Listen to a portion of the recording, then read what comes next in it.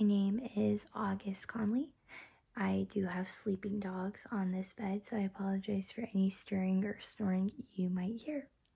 But my big problem that I will be discussing and addressing is the disproportionate rate of suicide among the LGBTQIA community, specifically in youth.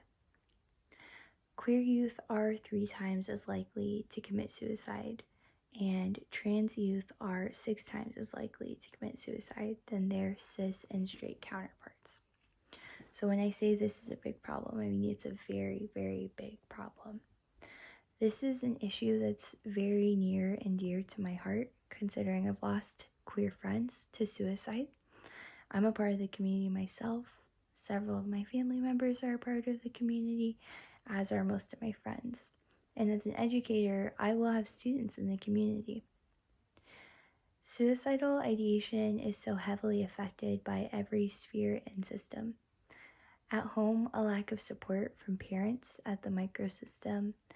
In school, a lack of support from teachers, as well as bullying at the mesosystem, all the way up to anti-trans bills and a need for separation of church and state at the macrosystem. Queer youth face a different set of difficulties than their cis and straight counterparts, and it's even worse for youth who are in multiple minority groups. Being rejected, bullied, kicked out of your home, and told that the way you are is wrong has lasting effects that need to be addressed, not only for the sake of these children's development, but for their lives as well.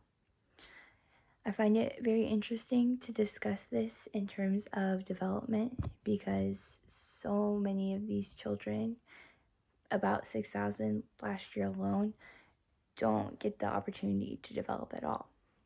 But the ones who do survive wear these scars of the negative effects for years. I want to focus on the fact that support at the microsystem level can have fundamental impacts on child development. And as a future educator, I feel a personal responsibility to affect change at this level and shed light on this very painful fact so others can do so as well. And I don't only feel this responsibility as a future educator, but also as a member of the community, someone who has survived these traumatic years, someone who used to be a part of the community and young, someone who has come through that. I feel like taking the time to focus on the development of these specific kids can really have a big impact, showing that I have come out of it and understanding the development that it takes and the science behind it to be able to help develop these students as well. I think that's a big responsibility on my part. So thank you for listening. I can't wait to listen to your big ideas.